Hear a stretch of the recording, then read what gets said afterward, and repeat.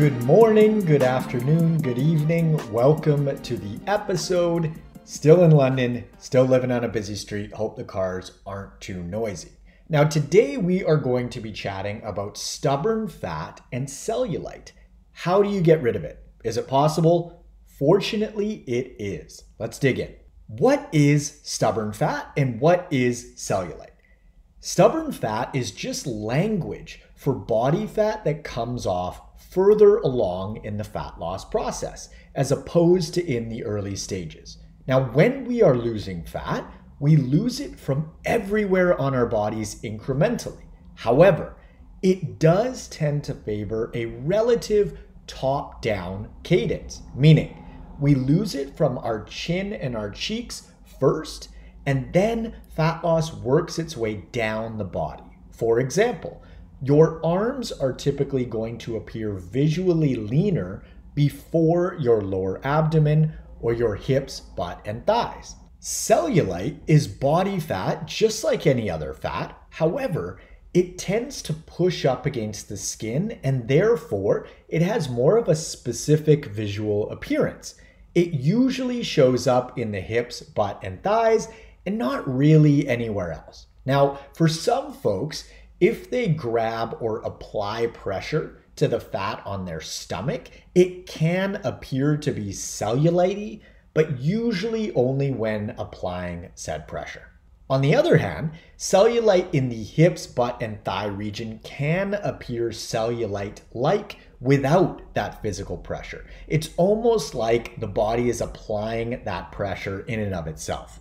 Now, typical fat distribution does differ between men and women, generally speaking. So for example, men tend to hold more fat around their belly and women tend to hold more around their hips, butt, and thighs. However, there are exceptions to that rule. Some women have super lean hips, butt, and thighs and hold more body fat in their stomach, just like some men hold more fat in their lower bodies. However, this is quite a bit more rare than women holding in and around their tummies. It's not very common to see a man with a lean upper body while holding a fair bit of body fat in the hips, butt, and thighs. Now, there is a difference between cellulite and loose skin. They are not the same thing. For example, post-weight loss, sometimes the skin just doesn't bounce back quite like you'd hope in certain individuals, especially when there is a large amount of weight loss at play. There's also a difference between cellulite and stretch marks. For example, I don't have any cellulite, however, I do have stretch marks on my hip love handle area because I used to be 65 pounds heavier than I am now and it stretched my skin. It is what it is.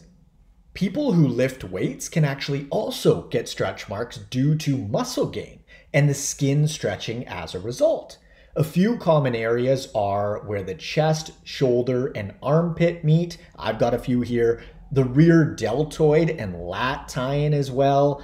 Biceps can often have some stretch marks. It's very common in both muscle gain and weight loss. Now, these quote-unquote stubborn areas in both men and women are close to reproductive organs because the human body is friggin' amazing and it favors body fat in areas that serve survival the most.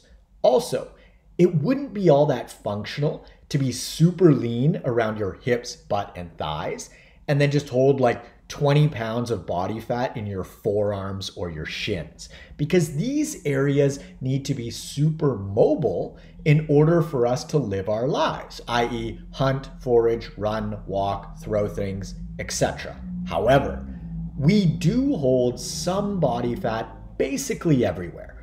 Our feet, hands, fingers even, if we accumulate enough fat from overeating to a large enough degree, at a certain point will accumulate fat. It's just gotta go somewhere. Now, folks will often say, no matter what I do, I just can't lose the last bit of fat around my belly button, or no matter what I do, I just can't get rid of the cellulite on my butt and thighs. And the solution to this is super simple.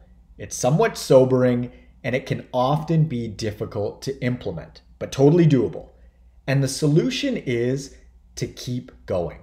Meaning, if you're still holding fat around your lower abdomen or your hips, butt, and thighs, cellulite included, it just means that you need to continue on with your calorie deficit, which, as you know, is a must for fat loss. Fat loss cannot occur without a calorie deficit, i.e., taking in less energy than you are using. Fortunately, everyone can get lean enough to rid their bodies of quote-unquote stubborn fat and cellulite. It's just a matter of whether you want to implement what's required to get that lean. And by the way, I am not saying that you should or need to get that lean. It may not be worth it to you. All I'm saying is that if it is that important to you and you do want to get rid of that fat, you just need to keep getting leaner. You got to keep going, because when you get lean enough, even the body fat around your belly button will disappear, just like when you get lean enough, even the body fat on your hips, butt, and thighs will go away. It's not a matter of if, it's just a matter of how lean you need to get in order for that to occur. And again, the lifestyle trade-offs necessary to get that lean may not be worth it to you. And the only person that can make that calculation is you. Also, it's worth mentioning, stubborn fat is a super relative term because of the fact that people have varying goals. For example, stubborn fat to Judy from down the street might be going from 25% body fat to 22%, whereas to Amy, it might be going from 18% to 16%. Stubborn fat is a very relative concept, and you might even find that your perspective on what you consider lean or the body composition that you like to hang out at changes. For example, what I consider lean for myself right now is a lot different than what I consider lean when I first started my fitness journey, because this is a process and priorities and lifestyle factors are forever shifting and changing. And the same goes for your perspectives alongside that. You may have a friend that feels out of shape and their body composition is your ultimate goal or after photo. Or maybe you have another friend that has your current body composition as their long-term goal. And you're like, I want to take things way further than this. It's all relative. And you can think about it like money. What is expensive? How much does an expensive couch cost? Some folks may say that anything over a couple $100 is expensive. And other folks might be willing to spend $20,000 on a couch. Expensive is an entirely relative term, just like stubborn fat is, and what you consider to be lean or fit or strong or good looking, and the list goes on. So, no matter what you consider to be stubborn fat, if you'd like to get rid of it, the answer is to keep going. And if you've hit a plateau, meaning you are not losing any more fat, you need to either lower your calorie intake further, increase your movement, or both.